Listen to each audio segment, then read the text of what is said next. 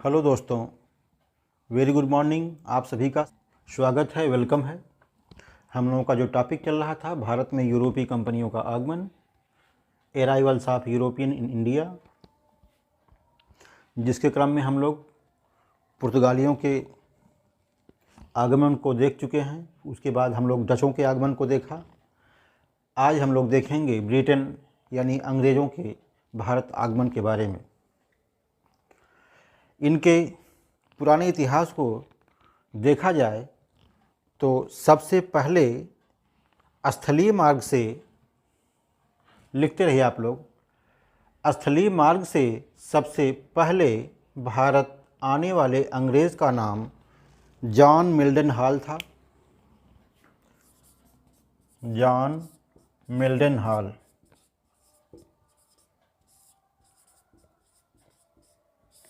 जो 1597 में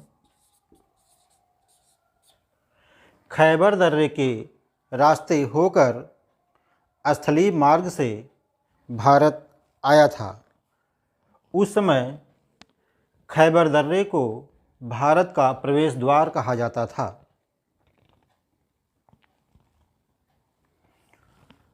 सोलह सौ आठ में विलियम हॉकिंस नामक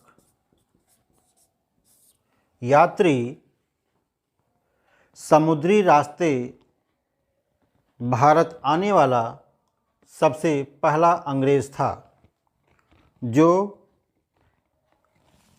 हेक्टर नामक जहाज़ से सूरत बंदरगाह पर 1608 में आया था। हेक्टर जहाज़ को कहीं कहीं रेड ड्रैगन के नाम से भी आपको मिल जाएगा, तो घबराने के या कंफ्यूज होने की ज़रूरत नहीं है। तो यहाँ से अगर कोई भी क्वेश्चन आता है कि स्थलीय मार्ग से सबसे पहले भारत आने वाले अंग्रेज़ का नाम जॉन मिल्डन हॉल, समुद्री कब आया था? 1597 में। समुद्री मार्ग से सबसे पहले भारत आने वाले अंग्रेज़ का नाम विलियम हॉकिंस 1608 में आया था। किस जहाज़ से आया था? हेक्टर नामक जहाज़ से सूरत बंदरगाह पर वह सबसे पहले पहुंचा था। इस हेक्टर जहाज़ को रेड ड्रैगन के नाम से भी जाना जाता है। और किस रास्ते से जॉन मिल्डन हॉल भारत स्थलीय मार्ग पहुंचा था? तो वह खैबर दर्रे के रास्ते स्थलीय मार्ग से भारत में घुसा था। अब हम लोग आने के क्रम में सबसे पहले पुर्तगाली देखे, फिर हमने डचों को देखा। डचों के बाद जो क्रम आता है अंग्रेज़ों को आता है। तीसरे नंबर पे अंग्रेज़ नामक यूरोपीय शक्ति भारत आई थी। तो लिखिए आप लोग, डचों के बाद भारत आने वाली यूरोपीय शक्ति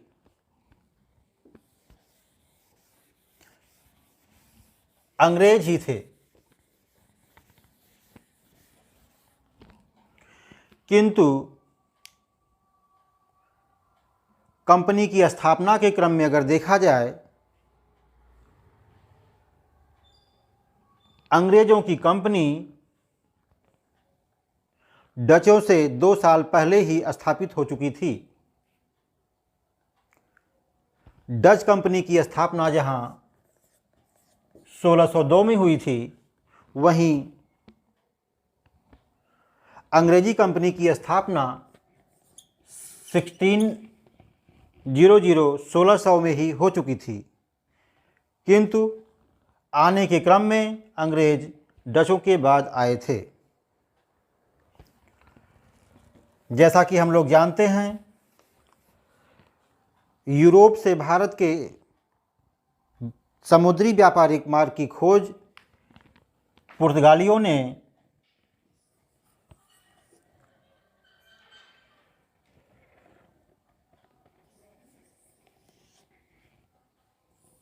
1498 में ही कर दिया था।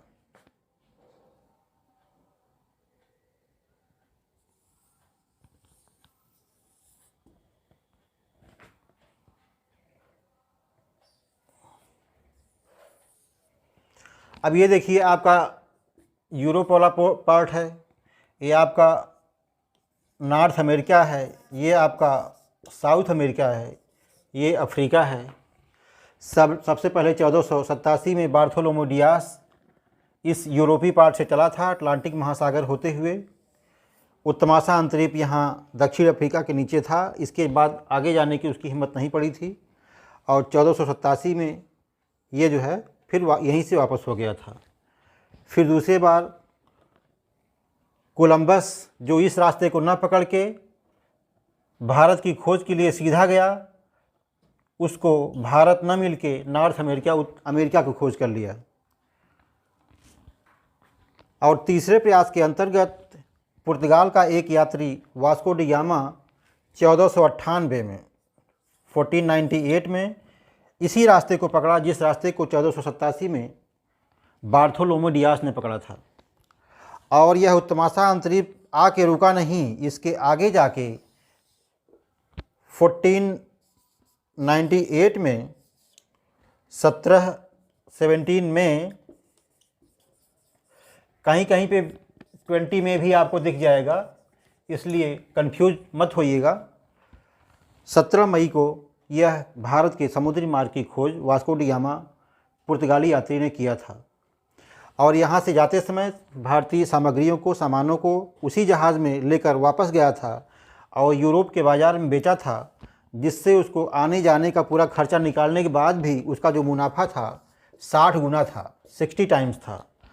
तो जब यह चर्चा यूरोप के अन्य देशों में भी गई और वहाँ पे एक इन्वायरमेंट बना, पूरब के साथ व्यापार करने का एक माहौल बना।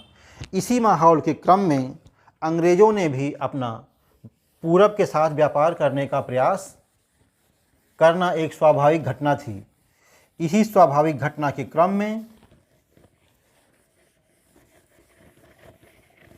1599 में 1599 में लंदन के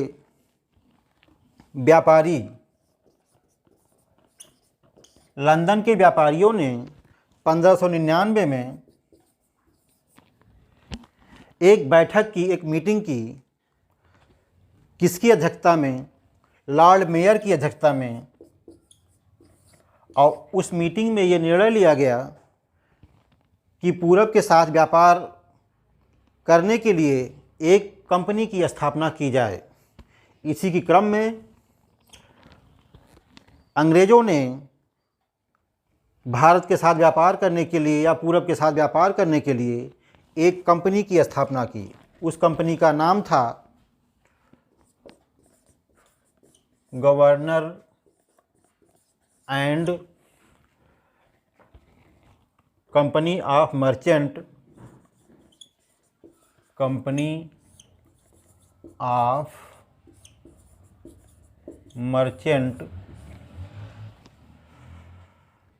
of London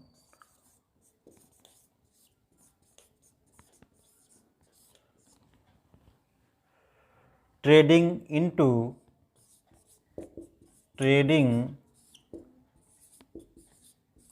into the East Indies,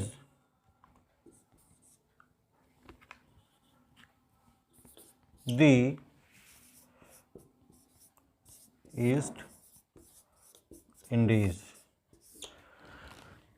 1600 में जिस कंपनी की स्थापना अंग्रेजों द्वारा की गई, उस कंपनी का नाम था governor and company of merchant of London trading into the East Indies. और आगे के क्रम में इस कंपनी को ब्रिटेन की तत्कालीन महारानी एलिजाबेथ प्रथम ने 31 दिसंबर 1600 को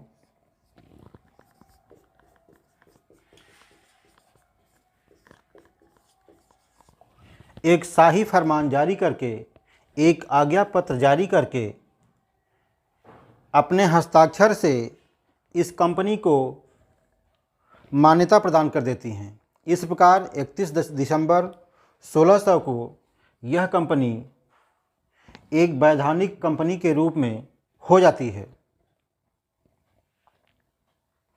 तथा इसी फरमान के द्वारा इस कंपनी को पूरब के साथ व्यापार करने के लिए 15 वर्षों के लिए एथराइज कर देती हैं। 15 ईयर के लिए क्या करती हैं, इस कंपनी को पूरब के साथ, भारत के साथ व्यापार करने का अधिकार प्रदान कर देती हैं। इसी दौरान 1603 में एलिजाबेथ प्रथम तत्कालीन महारानी की मृत्यु हो जाती है और जो शासक, जो राजा बनते हैं, उनका नाम जेम्स प्रथम था। जेम्स प्रथम अगले सम्राट के रूप में पदासीन होते हैं। 1609 में जेम्स प्रथम के द्वारा एक नवीन चार्टर लाया जाता है। इस नवीन चार्टर के माध्यम से कंपनी को पूरब के साथ व्यापार करने का जो अधिकार था उसको बढ़ाकर हमेशा के लिए कर देते हैं। फॉर एवर के लिए, जो 15 वर्ष के लिए था उसको हमेशा के लिए कर देते हैं। किंतु इसमें एक क्लाज जुड़ा था, यदि ब्रिटेन की सरकार को ऐसा महसूस होता है कि कंपनी को समाप्त कर दिया जाए तो 3 वर्ष की पूर्व सूचना 3 वर्ष की पूर्व सूचना को देकर कंपनी को समाप्त करने का प्रावधान भी इस चार्टर में, इस नए चार्टर में जो 1609 में जेम्स प्रथम के द्वारा लाया गया था, इसका प्राविधान भी उसमें था। अब इस कंपनी को वैधानिक रूप मिल जाने के बाद कुछ छोटे छोटे व्यापारी भी पूरब के साथ इंडिविजुअल रूप से व्यापार किया करते थे, जो इस कंपनी के समांतर उनका अलग कारोबार था। ऐसे छोटे छोटे व्यापारियों को जो पूरब के साथ अपने तरीके से व्यापार करते थे, उनका नाम दिया गया था दस्तंदाज।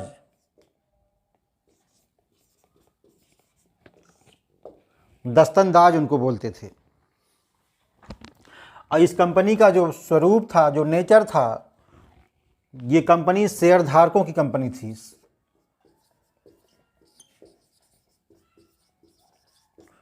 यानी छोटे छोटे शेयरधारकों से मिलकर यह कंपनी बनी थी। 1688 में ब्रिटेन में राजनीतिक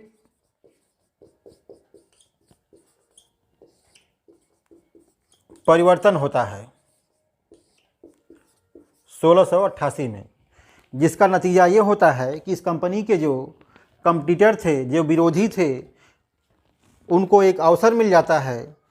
जो सत्ता आती है, जो सरकार बनती है, वह कंपनी के अपोजिट पार्टी की सरकार बनती है, जिसका फ़ायदा उठाकर एक नई कंपनी का निर्माण 1688 में जो विरोधी थे वो कराने में सफल हो जाते हैं, जिस कंपनी का नाम था न्यू कंपनी।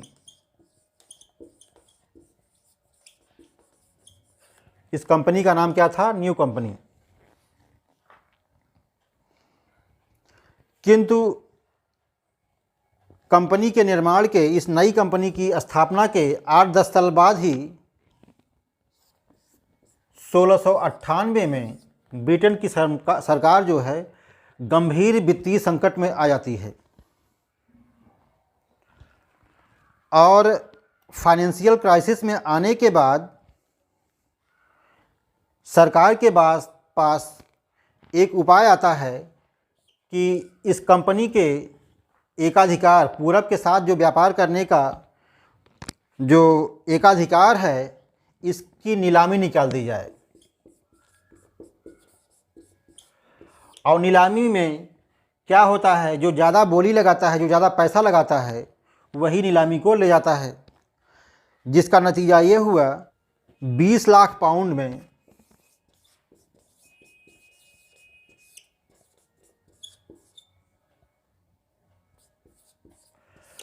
जो नई कंपनी बनी थी, न्यू कंपनी, पूरब के साथ व्यापार करने को 20 लाख पाउंड में इस एकाधिकार को प्राप्त करने में सफल हो जाती है।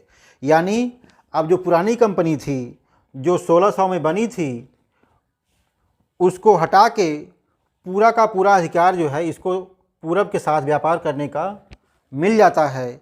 इसके बदले में ये कंपनी ब्रिटेन की सरकार को 20 लाख पाउंड जो है देती है। किंतु आगे के घटनाक्रम में क्या होता है, नई सरकार सत्ता परिवर्तन के बाद न्यू कंपनी को राजनीतिक संरक्षण तो प्राप्त था, किंतु पुरानी कंपनी जो 1600 में बनी थी, इसके सापेक्ष नई कंपनी को अनुभव की नितांत कमी थी। पुरानी कंपनी के पास ज़्यादा अनुभव था, इसके पास बहुत पूरब के साथ व्यापार करने का बहुत छोटा अनुभव था, जिसका नतीजा ये हुआ कि इस नई कंपनी को कुछ ही दिनों में असाधारण नुकसान होता है। मतलब ये बहुत बुरी तरह जो है घाटे में चली जाती है। और अब एक ही विकल्प था इस कंपनी के पास कि पुरानी कंपनी में इसको विलय कर दिया जाए। गोडोल्फिन नामक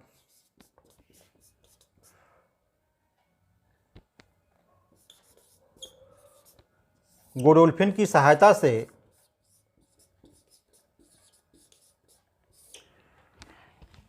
इस कंपनी को पुरानी कंपनी में 1708 में मर्ज कर दिया जाता है। क्या कर दिया जाता है? दोनों कंपनियों को एक में मिला दिया जाता है। कब? 1708 में। किन कारणों से? क्योंकि जो नई कंपनी जो नीलामी के दौरान जिस कंपनी ने पूरब के साथ व्यापार करने का एकाधिकार प्राप्त कर लिया था 20 लाख पाउंड के बदले में, वो कंपनी गंभीर घाटे में चली जाती है। और इसके बाद पुरानी कंपनी और नई कंपनी को मिलाकर एक कंपनी का निर्माण किया जाता है और उसी को 1708 में दोनों को मिलाकर गोडोल्फिन की सहायता से, मध्यस्थता से उसी को पूरब के साथ व्यापार करने का एकाधिकार प्रदान कर दिया जाता है। और दोनों को मिलाने के बाद जो कंपनी बनती है उसका नाम रखा जाता है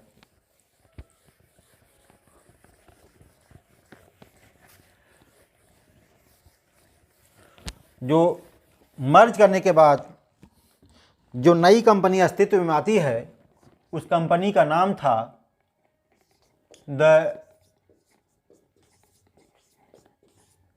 United company of merchant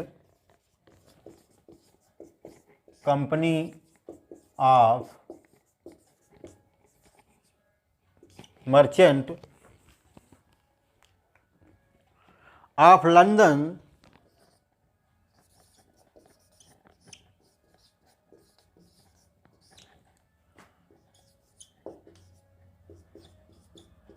trading to the East Indies. इस नई कंपनी का निर्माण 1708 में दोनों कंपनियों को मिलाने के बाद किया जाता है।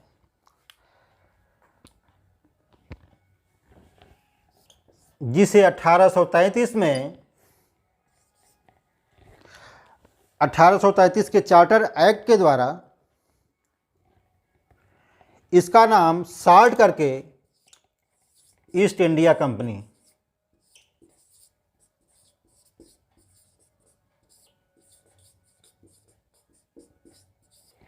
जो लास्ट तक भारत आज़ाद होने तक यही नाम इस कंपनी का बना रहा। सबसे लोकप्रिय नाम, सबसे लेटेस्ट नाम, सबसे बाद का नाम यही था ईस्ट इंडिया कंपनी, जिसका नाम परिवर्तन 1833 के चार्टर एक्ट के द्वारा किया गया था। तो ये हम लोग जो है अंग्रेज़ों के आने के क्रम में कंपनी का इतिहास देख लिए।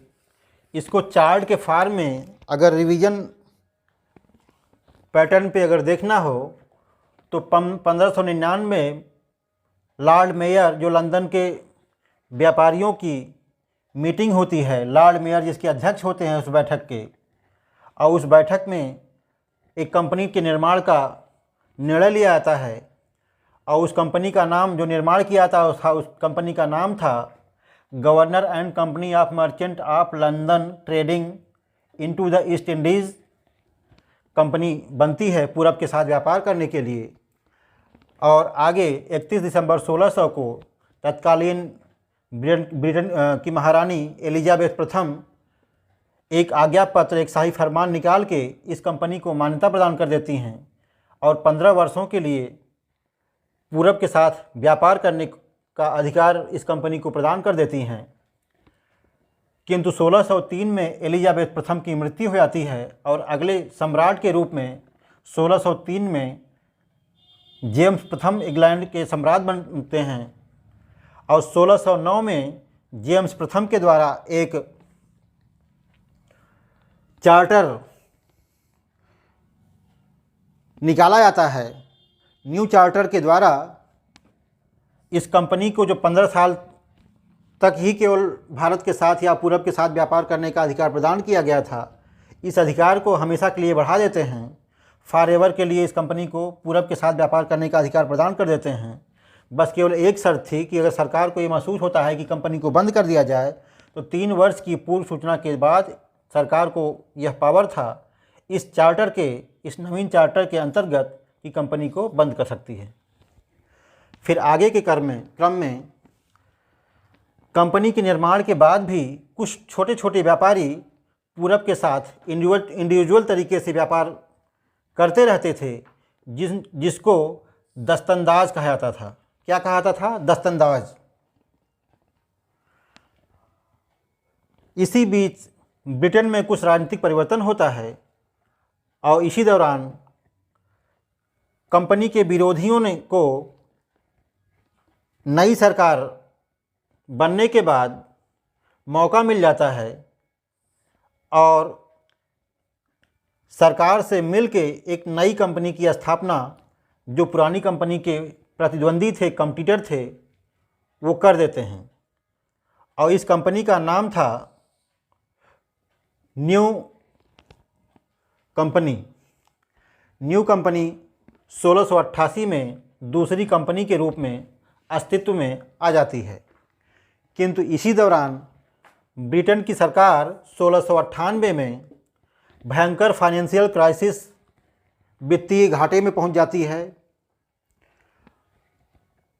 और जिसके कारण उसके पास एक ही चारा था कि पूरब के साथ जो व्यापार है इसका एकाधिकार प्राप्त करने के लिए कंपनियों की नीलामी निकाली जाए और जो ज़्यादा बोली लगाए उसी को एकाधिकार प्रदान कर दिया जाए।